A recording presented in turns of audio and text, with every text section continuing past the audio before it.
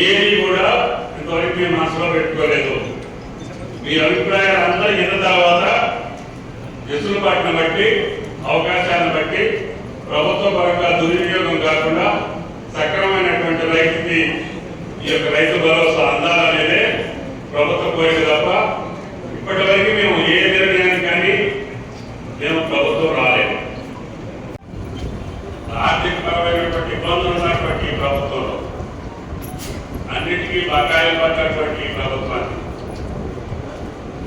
గత 6 నెలల కాలంలో 3 నెలల పరీక్షకు మనకి ఎన్నికల కోడ్ వల్ల మనం ఏ కార్యక్రమం చేపట్టే అవకాశం లేకుండా పోయింది.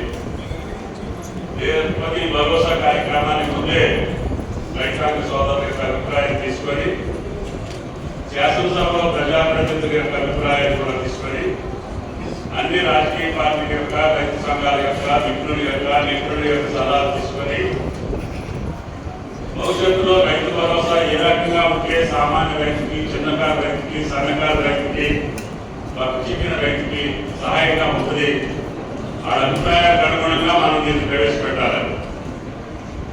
అందుకంటే ముందుగా గత ప్రభుత్వం చెల్లించలేనటువంటి రైతు బంధును కూడా ఇబ్బంది ఉన్న 7,651 కోట్ల రూపాయలు రేవంత్ రెడ్డి గారి ప్రభుత్వం రైతు ఖాతాలను జమ చేసింది. దాంతో పాటుగా రుణమాఫీ కూడా చేస్తామని చెప్పి అది కూడా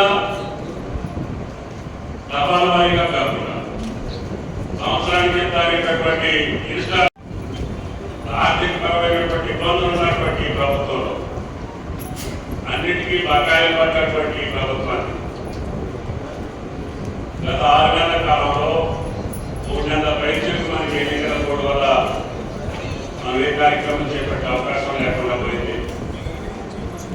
ప్రతి భరోసా కార్యక్రమానికి ముందే రైతాంగ సోదరుల యొక్క అభిప్రాయం తీసుకొని శాసనసభలో ప్రజాప్రతినిధుల యొక్క అభిప్రాయాన్ని కూడా తీసుకొని అన్ని రాజకీయ పార్టీల యొక్క రైతు సంఘాల యొక్క నిపుణుల యొక్క సలహాలు తీసుకొని భవిష్యత్తులో రైతు భరోసా ఏ రకంగా ఉంటే సామాన్య రైతుకి, చిన్నకారు రైతుకి, సన్నకారు రైతుకి, చిన్న రైతుకి సహాయంగా ఉంటుంది. ఆ అభిప్రాయాలకు అనుగుణంగా మనం దీన్ని ప్రవేశపెట్టాలి.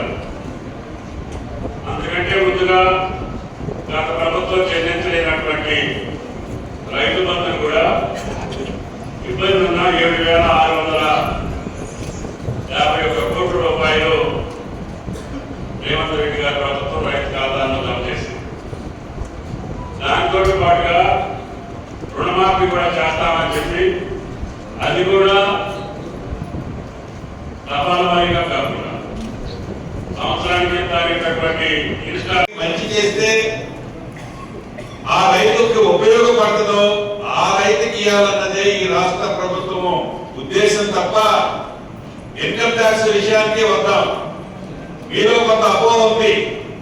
ఇన్కమ్ ట్యాక్స్ ఎవరైతే అప్లై చేస్తారో అంటే పాన్ కార్డు ఉన్న ప్రతి వాళ్ళకి రైతు భరోసా రాదు అనేది ప్రతిపక్షం వాళ్ళు చేస్తున్న ప్రచారం.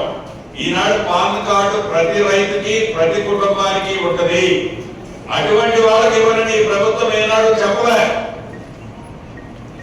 కానీ పాన్ కార్డు పేరు అడ్డం పెట్టుకొని హైదరాబాద్ లోనో, ఢిల్లీలోనో, బొంబాయిలోనో కోట్లాది, వందలాది కోట్లు సంపాదిస్తున్న బడాబాబులకు మటుకు ఇవ్వాలా వద్దనేది మీరే నిర్ణయించాలి.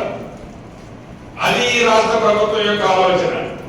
అంతేగాని పాన్ కార్డు ఉంటే ఈ ప్రభుత్వం రైతులకు ఏదో, లేకపోతే ఇంకొకటి ఏదో, లేకపోతే ఇంటి ఎకరాలకే రిస్ట్రిక్ట్ చేసింది అని ఏదైతే కొంతమంది పని కట్టుకొని ప్రచారం చేస్తున్నారో ఈ రాష్ట్ర ప్రభుత్వానికి ప్రియాక్యుపైడ్ మైన అంటే ముందే ఏదో మనసులో నిర్ణయించుకొని ఈ సభలో సమావేశాలు జరపడం లేదు అనేది రైతన్నలతో పాటుగా ఎవరైతే విమర్శలు చేస్తున్న ప్రతిపక్ష వాళ్ళు కూడా గమనించాలి.